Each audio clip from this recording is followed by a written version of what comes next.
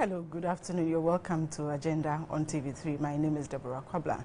Recently, the Electoral Commission has been in the news, and their hard-earned reputation is threatened with all the allegations and counter-allegations that is happening within the Electoral Commission. We know that an institutional assessment was conducted in 2015. What's the way forward for the recommendations in those reports? With me in the studio this afternoon to look at the internal wrangling within the EC and the way forward for that report. From far left, we have Dr. Eric Odrosai. He's a governance expert and a legal practitioner. In the middle, we have Mr. William Nyakun. He's Executive Director, Africa Center for International Law and Accountability. And on the left, we have Mr. Adam Senanu. He's a development consultant and co-chair Citizens Movement Against Corruption. Welcome, gentlemen, to Agenda. Thank you. Thank you. We'll start with you, Doc. Is there any reason to be concerned about what's happening within the Electoral Commission? Or how concerned should we be with what is happening? Thank you very much. I think we should all be concerned about the happenings in the Electoral Commission, partly because this institution is a noble institution that carries the beauty of our democracy. They are expected to ensure that we have very good elections that would elect leaders who will manage the affairs of the country, that will bring development. So if these issues are coming up, then we should have cause to worry. So basically, I would say yes, we should be worried because it touches the foundation of the country's democracy. And if we joke with it, it can erode all the gains that we've made in our democratic processes. A lot of the issues that have come up is borders on accountability, and we know the EC moderates the elections, they conduct elections in Ghana. So how serious is the accountability issues within the EC, if that is really the key of the issues that are coming up? Well, clearly, I think the jury is still out on some of the issues that have been raised. They still remain allegations, but so long as these allegations are coming from a lot of the key players in the chairman of the Electoral Commission, the deputies, they are cause for concern. And they therefore raise the issues about, how to go about, ensuring that there is a good financial and internal audit systems within the Electoral Commission, as well as what oversight that other bodies, including Parliament, particularly the Public Accounts Committee, the auditing functions of the Auditor General, and many of the several legal and administrative issues that I'm sure with the course of time we'll be discussing. So clearly, an EC has independence for sure, but independence from its functions, but not independence in terms of its accountability to the public. And so these are issues that really occupy front and center of the issues that are coming up with the Electoral Commission. Adam, in 2015, there was a report that was released, a commissioned institutional assessment by the EC itself, supported by UNDP. And clear recommendations were made, including issues bordering on procurement, issues on leadership, organogram, and detailed recommendation. 2 years on, we are confronted with this issue. Do you think we did justice to that assessment? Because assessments are meant to give us some guidelines to what we should do. Do you think we've done well? Well, obviously we haven't done enough. Yes, the report came at a time that there was a transition as well. We moved from Afarijan to Madam Charlotte Osei. Whether that isn't that an opportunity to take the report and implement some of the recommendations? Absolutely. To bring in the freshness that we're absolutely expecting. However, one at this moment cannot fathom what are the governance factors that potentially either inhibited her ability to do so. Part of that report suggests that the functional roles in some instances have not been very well defined, and all of that in terms of looking at what could the chairperson have done and done better are the kind of things that one would be expecting that a subsequent audit should look at. What are the relationship issues in terms of the chairperson, the deputies, the units? What are the kinds of actions that ought to have been taken to ensure that it delivers much better than it did? It is also possible that they went straight into election mode, and so they put aside these recommendations and were focused on just delivering. This was August 2015. Well, yeah, but preparing for elections is a monumental task. That's another recommendation, or that's another Absolutely. thing that the report pointed out, that the EC lacks adequate planning because they are not able to publish their plans for the year and adequately go through those plans. So, well, part of that also, you remember that the report indicates that they are the mercy of the government and the releases. So, yes, the budgeting is done right. They have to go to the Ministry of Finance to get these monies released. Sometimes it is released late and often far below what was budgeted for. And so, again, the issue of how independent is this when it comes to financial inflows comes in. But yes, we would have expected much more to have been done in terms of that report, such that would not be where we are today. No, yes. Corporate governance issues, because we know the EC is an independent institution, and Mr. Nyarko talked about their independence in terms of their operations, and you have the EC chair and two of the key directors counter-accusing themselves. That's the issue coming out of the boardroom into the public. How do we, as a country, how seriously have we taken corporate governance issues so that we can deal with some of these boardroom issues that do not get into the public? I think it was clear in the UNDP report that there were internal issues. They have internal challenges, corporate governance challenges, and we should all also understand that when you look at the commission as the 7-member commission, we have executive commissioners and non-executive commissioners. I will call the chairperson and the 2 deputies executive commissioners because the law specifically provide for them, so that the chairperson should have a qualification in line with a Court of Appeal judge. The 2 deputies, just like High Court judges, and they've been given responsibilities. Under normal circumstances, one would have thought that once these things are there, would allow corporate governance to be at play. And if we allow corporate governance to be at play, then what it then means is that the executive commissioners stands in a fiduciary position with the organization, and they are expected to implement approved decisions of the commission. But that is not what we are hearing. Though we are yet to examine the issues at stake, I would want to exercise caution here, because His Excellency the President has referred the petition to the Chief Justice. The Chief Justice will then maybe, acting in accordance within Article 146, set up the committee. Once the committee of investigators are set up and the issues unfolds, then we'll know what actually happened. But if the responses and counter-responses, accusation, counter-accusation, are anything to go by, then it means internal control systems are very weak. And any organization that have weak internal control systems, then it means corporate governance is not working. And we should use this EC case as a test case to purge all similar public institutions that lack good corporate governance in their systems. Because if we are not very careful, it will go a long way to affecting the entire governance landscape. That will not be well for us as a country. Mr. Nyarko, the EC as a corporate entity, different from the other state institutions, the Constitution provides clearly for their independence. But somehow the reports highlighted that in terms of procurement, they are affected with a lot of the environmental issues, so the sole sourcing issues and things like that. Shouldn't we have, how come we allow the EC to just be affected by all the environmental things? Is it just because of government funding and all that? Because we had high expectations of the EC, and we know the EC has always been independent as the Constitution. Well, when you look at the report of the Auditor General, the ministries, department, and agencies and other public institutions, including the EC, you find a litany of similar issues running through what you're seeing with the Electoral Commission. Lack of adherence to public procurement practices, lack of effective internal checks and balances. So, as you said, really, the EC is in an environment, and so it's been affected by it. But when you also drill down to the UNDP report, for example, it actually also accurately points this out and makes several recommendations as to how these issues must be addressed. I think that what you also find with the EC is also symptomatic of many of the other independent bodies, including the Commission on Human Rights and Administrative Justice.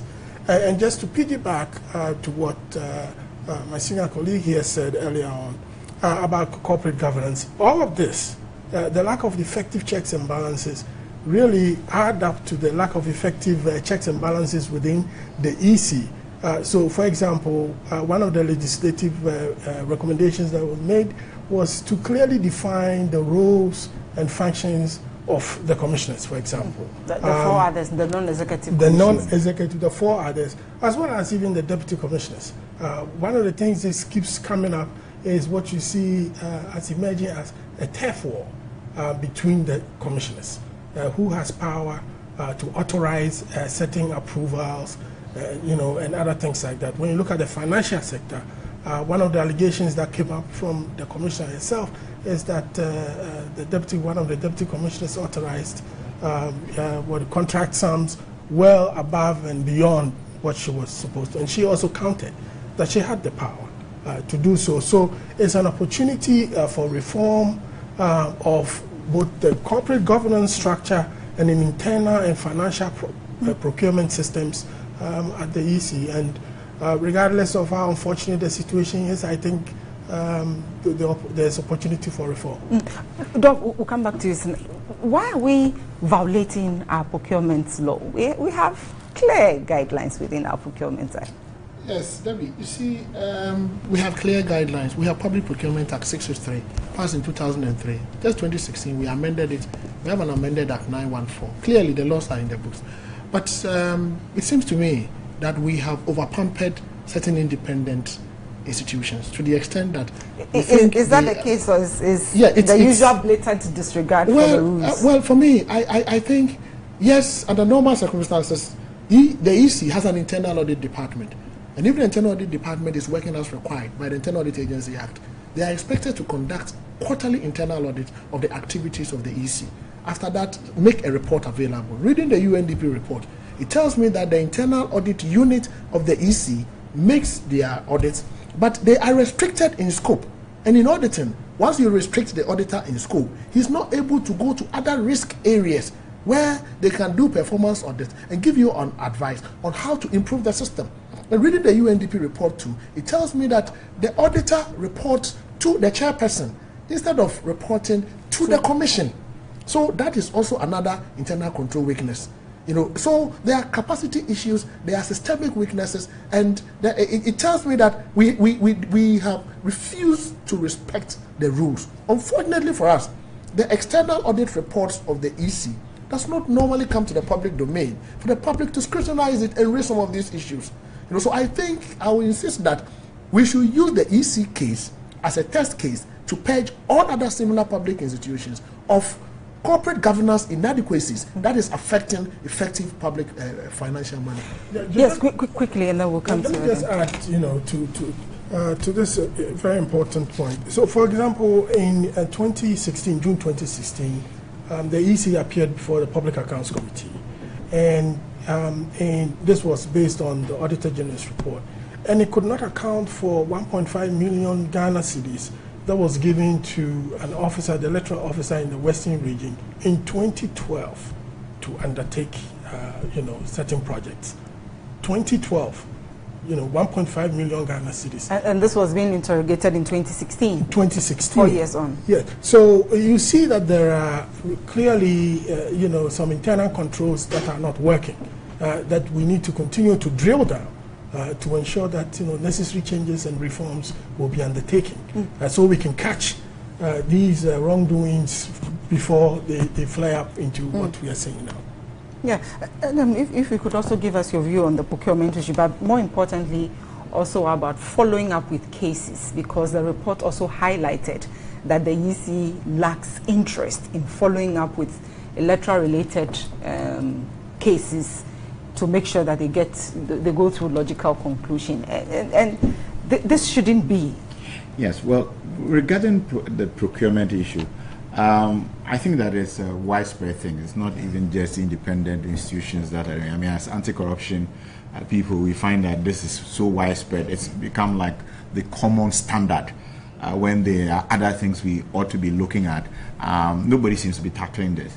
I think that there's a sense in which, whilst we are talking about reform, we should be looking at some of these things and not leaving it to an internal audit system.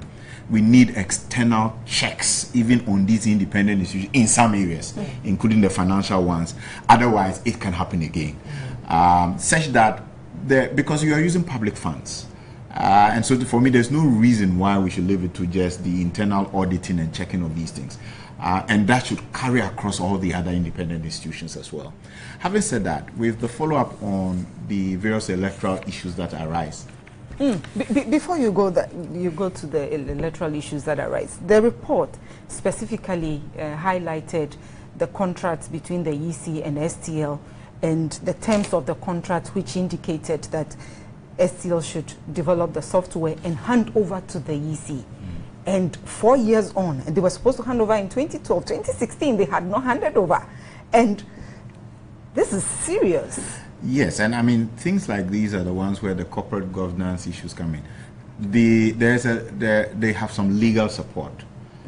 There's a sense in which it is about who reviews these contracts and make sure that the contract is being followed through. And we remember this STL thing was major. Yes, it was big. It was for big. Us in 2012. And so then it would raise questions of internal oversight. Who supervises the engagement processes and ensures that the specific products or services that are to be delivered are actually delivered, and that we are not paying much more, or as it were, breaking contractual. They don't have a legal department. Yes, so I said they have legal support, but the extent is that you are paying somebody for that. Definitely. And once you are paying someone, whether the person's on retainer or not, one expects that diligence in terms of examining these documents and ensuring that the institution itself follows through with what is there, so that we don't have extra costs that we are not to bear. Plus compromising, the integrity of the institution, because that whole transfer was to ensure that we have ownership. We don't have somebody else playing any role that political parties or other citizens may be concerned about. All of these raise the gaps that we are talking about, and there are issues of concern. No, hold on for that. Let's hold the electoral issues that come up. We'll come back to it. Okay. We cannot also fault them. Maybe the funds that were supposed to be released for them to pay STL never came. No, that's a maybe, but if you have a contract that says you hand over by 2012 and 2016, you have not handed over the contract was signed maybe 2012 or maybe 2011. They were supposed to effect some payment for you to make significant progress in the contract. You never received the payment, for which reason you were not able to complete everything. So you can't hand over.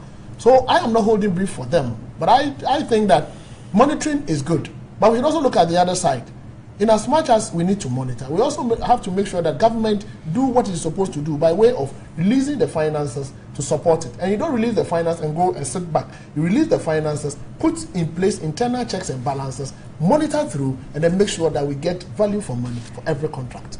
Is that okay? I mean, if we don't respect the terms of a contract, what you expect is you want to see contract amendments and all that. The report didn't indicate that there was any amendment. He's playing devil's advocate, which is fair. But which is fair because we don't have all the facts, and there's a sense in which we should also not denigrate the EC, the commission, because we know that there are several aspects where they have delivered very good results.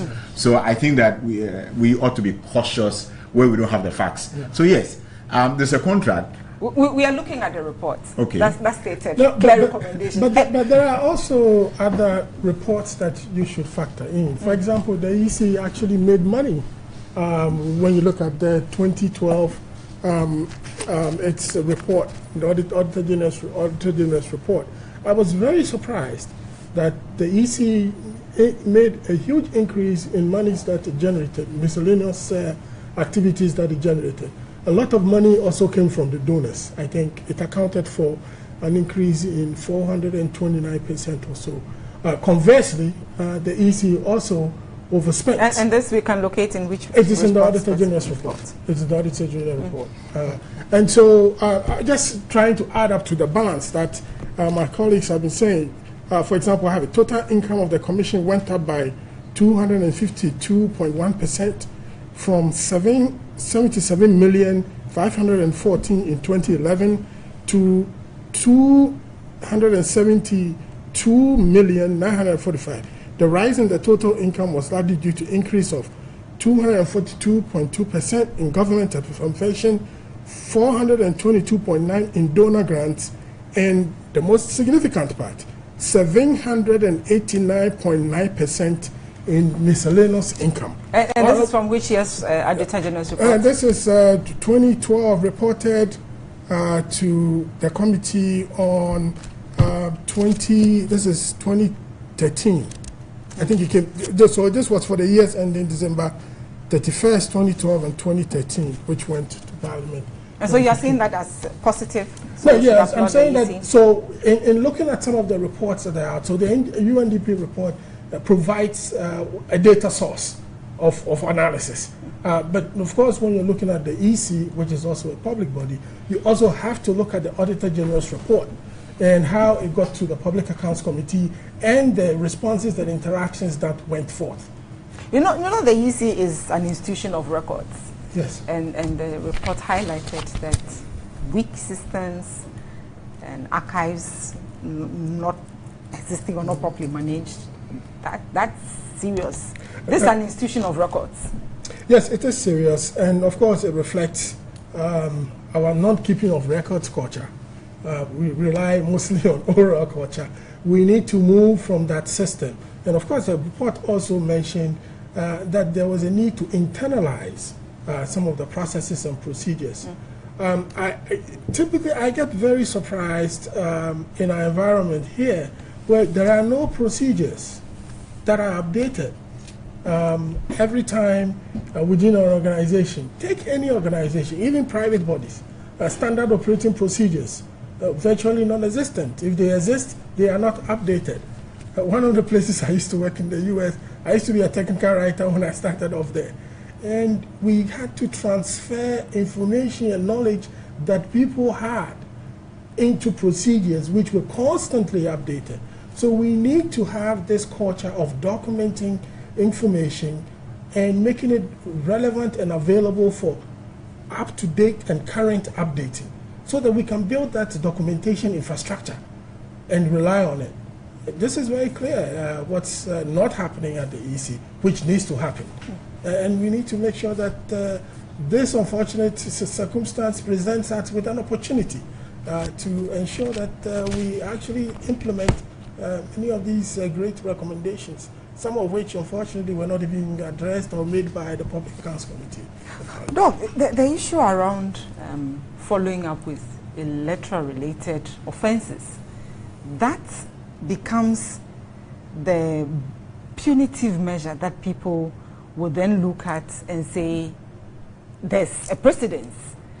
And if these are not followed through, how are we discouraging electoral-related offenses or blatant disrespect of electoral laws, especially during election periods? It's rather sad that our EC is not able to follow through. But when you look at our judicial system, the best the EC can do, EC cannot be a prosecutorial body. It is either the police or the Attorney General's department that can prosecute some of these cases, because some of these cases are criminal cases.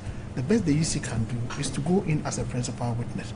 Now, if the institution responsible for prosecution is not taking the lead, it's not prepared to prosecute, what else can you do? Mm-hmm. So what we need to do is, and the report also identified institutional coordination. There is the need for a formalization of a proper institutional coordinating regime between the EC and other ancillary institutions it works with, so that at least if the law makes provision for an offense, electoral offense, once the offense are committed, the EC liaises with the appropriate agency, they take it up, and the EC goes in as a witness. In this case, we cannot blame only the EC. And let me also add that subsequent to this report, the Electoral Commission has gone ahead to develop a strategic plan.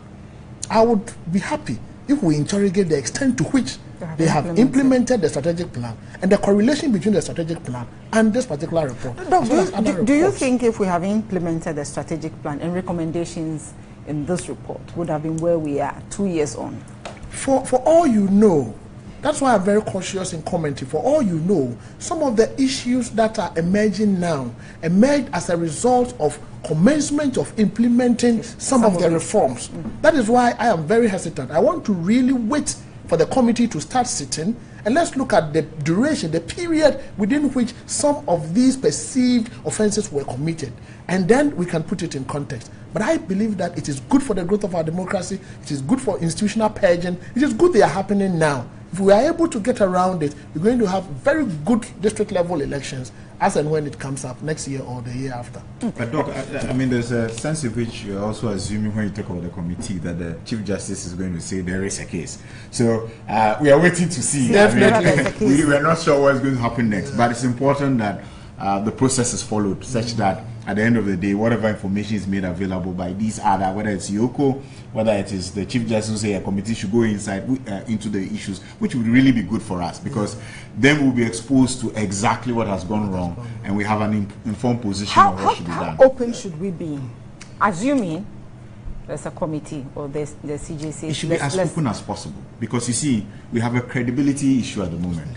What has happened has shaken the credibility of the EC. People are wondering, okay, did they create some new centers and areas? What happened? Where have figures been changing, etc.? So there's a need to be thorough, very thorough in this, and making it open as much as possible, such that everybody can draw a conclusion that, look, these are the issues. These are how they are being tackled. And therefore, these gaps have been addressed. And going forward, we don't need to be worried about that. It's very important that it's as open as possible. But unfortunately, it won't be. It is not likely to be open. Because by the Constitution, Article 146 downwards, it says that it should be in camera. So it is going to be like what happened in the Anas case, where the judges were brought. And there was, you can see the wisdom, the balance that the framers were trying to achieve. These will be allegations, and that's why 146, when the president receives the petition, he is only supposed to be like a postmaster, just send it on to the Chief Justice. But letting him be part of it is important, because in the end, if a committee is established and they make their recommendations, he is the one who is going to say, we are going to relieve this person of the post. So in this present instance, it is not going to be open to the public. We are not going to get to know if it goes forward. If the Chief Justice establishes a prima facie case, it is not going forward. I also have a problem with even having one person, the Chief Justice, making a determination. I think that is one of the opportunities. That is what the Constitution says. That's what the Constitution says, but I think it's one of the opportunities for reform as well. And that also will lead to even the way the Electoral Commission, the chair of the Electoral Commission, is appointed. Shouldn't we go straight to an appointment, a nomination by the president, and approved by Parliament in an open session, and therefore Parliament takes over when you have situations like this, where we can have open inquiry with a bipartisan group, open inquiry, so we can air out some of, because when a person appears before Parliament, you have immunity. So it is one of the opportunities for reform that I think we should consider. If the Chief Justice decides that this case should not go forward, do you know how the public is going to feel? But this is what we have signed up to. So it provides an opportunity for reform. It's supposed to protect those whom allegations have been made against. Because what if it turns out that these allegations are untrue? And we put it in the public, their reputations would have been tarnished. And I think that was one of the reasons the chairperson filed the defamation suit. I'm not sure about the strategy. I think what she was looking at was probably to look at the petitioners, get the names of the petitioners, which in itself would have suggested that you would have, those who reported her would face. We hear there are 17 of them. Yes, will face retaliation. If she got to know. So, but then that wouldn't be a good strategy. No, dealing with a complex. Why would you want to get the names? Why would you want to get the names in the matter where the petition is with the president? And if a prima facie case is made, a committee that will be set up will, by all means, you will get to know the petitioners. All right, so we'll go for some of the issues. We'll go for a break. When we come back, we'll look at how do we start building confidence back in the EC. What should we do? Because this institution we call the Electoral Commission is one that we just can't afford. not to have standing on its 2 feet. We'll be back shortly after this break.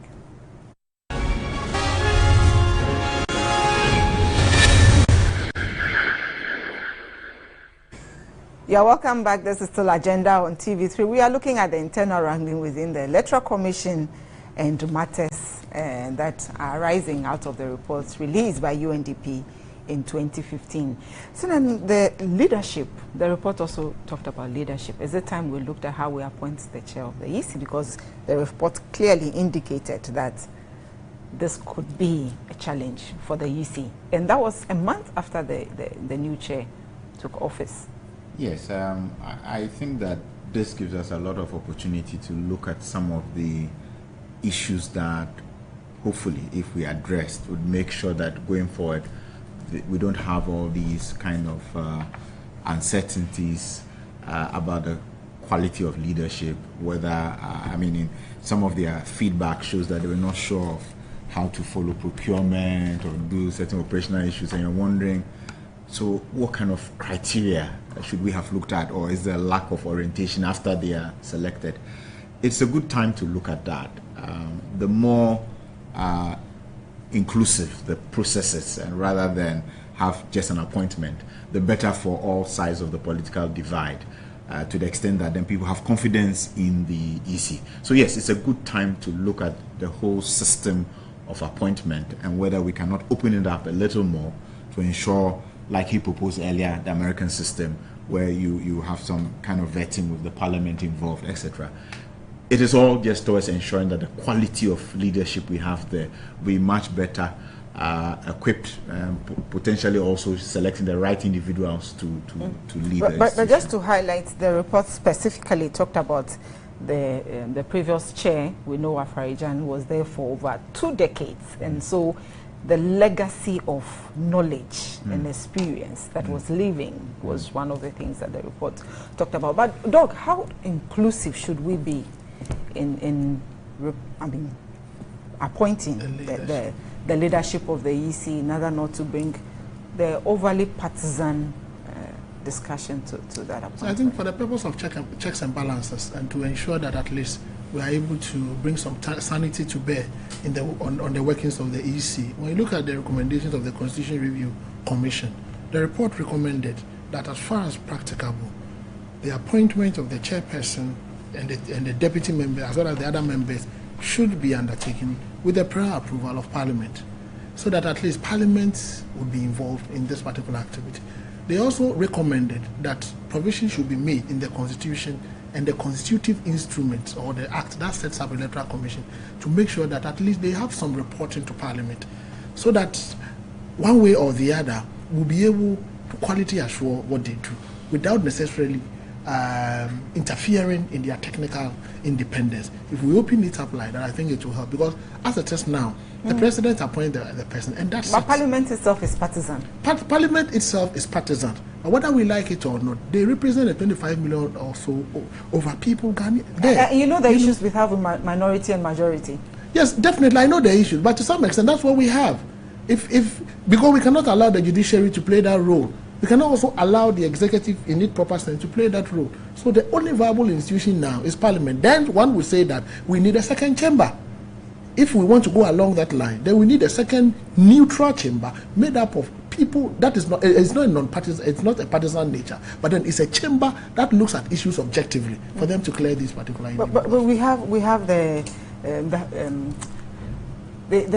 team that advises the president. Council of State. The Council of State, yes. No, but the president and you are appointing for another institution. The president appoints in consultation with the Council of State. And remember, when we say in consultation, there is no clear-cut prescription as to how the president should consult the Council of State. How different would that be from the prior approval form, isn't it? With the prior approval, the Parliament would make sure that the person faces Parliamentary Appointment Committee, and at least there will be some openness.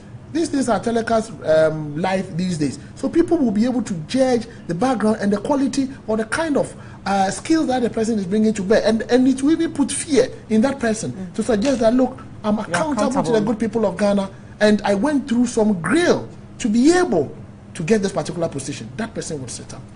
Yeah, I think CRC got my memo, right? I think it's the way to go, you know, and as I said earlier on, you have to look at the principles that you're trying to establish. This is an independent institution you're trying to establish. So the process of appointment is very important in ensuring that the public is involved. One, through our representatives who are members of parliament, and two, through, you know, memoranda that the committee will receive, and the public, you know, discussions that will go on. The person appears before the appointment committee, and we are all open to seeing what is happening. We, on the public square, we can also, you know, make our discussions and take, for example, during the hearing of the Chief Justice before Parliament. You know, you can do that. You can carry the public along when you're trying to establish an institution or a position where people will feel confident that they were part of the process, that they listened in and they could make up their minds. The status quo we have now through our executive presidency is the president just appoints, and that's it. We have to have a public process where the president will give some powers to the president. It's on standby to well, the Council of State is not accountable to the people. The Council of State is not accountable to the people. Parliament is accountable to the people. You know, do you receive reports about the Council of State's actions and works? I think it's a wise body, all right, but when you look at the democratic node of accountability and holding the trust of the people, we've given power temporarily to a number of 270 members of parliament to hold in trust. They are the ones that we hold accountable, and they hold others accountable. So we have to have the president nominate the chairperson. That's like another constitutional amendment. Yes, we have to. If it means that we have to, we have to. But we have to get it right. So the president nominates, and then Parliament approves. Then you talked about how partisan Parliament. Parliament represents, you know, what the public, you know, views. We vote for members of Parliament. We decide that we vote for an NDC. How does that assure us? No, but there is a balance. There's a balance. Independence, because we say that the majority will get their way, and the minority will have their say. It's a competition of ideas. When you put it in the marketplace of ideas and let the best ideas come forth. So when you have the back and forth in Parliament, eventually what you are going to get through the airing of different views and ideas is that you're going to come to a middle ground, especially when it comes to some appointments. There could be blatant, there could be some appointments which, if they are made without public input, there could be some blatant errors that in the end we can have coming back. Ghana is very much a paper qualification country, where, you know, number of letters really will define, will help, you know, push an appointment. But it's a combination of human factors as well that you have to take into account. Okay, moving forward, in the short term, we have district level elections, we have some referendums that are coming. What should we do? Should they step aside? Should we go along? I think we should go along. The Constitution says that, I think in Article 44, thereabouts, that when a member of the Commission is absent or even dies, the other remaining members will continue. So the president, I think, have the power to appoint an interim chair. So irrespective of the case? Irrespective of the case, there are 7 members. But the 3 executive members? There are 3 executive members, but the Constitution says in the event that a member, so then you then have to have the 7. So you have the 7 and you have 3 who are going to go before this inquiry. So you have 4. And then so the Constitution says that they should continue with their work until the president, in a consultation with the Council of State. Looking at the internal issues, going forward with the current issues, what do you think? Innocent until proven guilty. So we continue work? So we continue. I mean, because we don't want to leave the impression that we have judged them and found them guilty, and we have to, I mean, let's wait for the processes. But how do we manage? I mean, how should we manage the internal issues so that nerves can come for I guess work that to proceed, since this issue, what we are hearing and seeing may be wrong judgments, but it doesn't give the indication that cool heads are well, but over the last week, I mean, if what I've read in the public space is correct, there have been a number of engagements with Parliament and amongst themselves trying to agree on some basics for moving ahead with regard to operational issues. So I guess that for themselves, they realize that this is a monumental issue. Citizens are very concerned. And it appears to me that what has to be done to ensure that the various milestones are met in terms of the deliverables for elections that are upcoming, they will work towards it. I think that we should not rush the system. Let's allow the legal and constitutional processes to follow through. And when we get to that point, it's the same way as when we had the appeal case, the presidential issue. There was still a government in place. Yes, for how many months? And we just had to sit and watch, So let's allow the systems to work so that at the end of the day, nobody says that the wrong thing was done. Look, as we allow the system to run and get some internal discussions and consultations to bring down the tension for work to proceed, what immediate things should we start implementing? Because we have this internal audit that they themselves commissioned, and the report is out. And the strategic plan. So what are the immediate things they can start doing to start healing the system? Yes, we can start doing. It may be radical, though. The Economic and Organized Crimes Organization should conduct a full-scale forensic audit of the entire system. Should that be part of the CJ's? No, yes. the CJ's working. The CJ is here to establish whether there's a prima facie case or not. That we should allow it to proceed. But state institutions must not also sit aloof.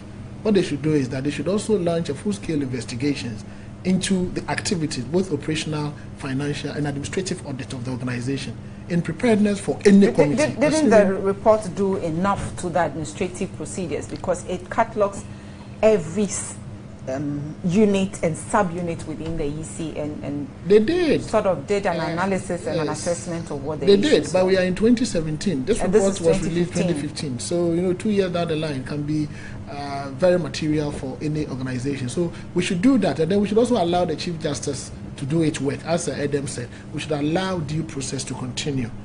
The law is clear. My brother tried mentioning it. It is Article 44, Clause 6. And stated that if a member is absent or dies, the Commission shall continue its work until the President, acting on the advice of the Council of State, appoints a qualified person to fill the vacancy. So even if the three are to be asked to set aside, it is the Committee of Investigation test that would say so. It is too premature for us to allow that to happen. But for now, we should encourage them to be working as a team, whilst we explore the options of making sure that we purge the system of any perceived corrupt or illegal activities within the system. Adding to that, one of the key recommendations also towards the end, and I think it was the last recommendation, was that the EC should take steps to build a very effective and cohesive team. So the human resource part is key, so that the institution should run on institutional structures, not just based on personalities. So that if you have three prominent people who, if a prima facie case is established and based on the judicial advice of the Judicial Council, the President asks everybody to step aside, such as we saw in the Commission on Human Rights and Administrative Justice case, the Commission will still have to run. So it is important that right now, the Commission starts taking steps to get the Commission together. The report said that there were more than 1,300 employees of the EC. We have about 300 sitting in Accra alone. Yes, and during elections time, you have more than 10 times the number. And we did some interventions with the EC during the last election, and so I was a frequent visitor to the EC. And what I found was that there didn't seem to be a team. It didn't seem to have a team cohesiveness. And so the EC needs to build itself, regardless of the legal proceedings that have to go on and all of that. Everything is done and settled. They need to build themselves into a very cohesive team where documentation is put forward so that the organization doesn't rely on one person. If the person is out, the organization should still run. Just to add, that the report also indicated that there's a lot of content and knowledge within the EC. The issues are coordination and HR management and all that. So it's just to add that to what he said. We'll go for our last break. When we come back, we will look at the way forward and conclude. We'll be back shortly.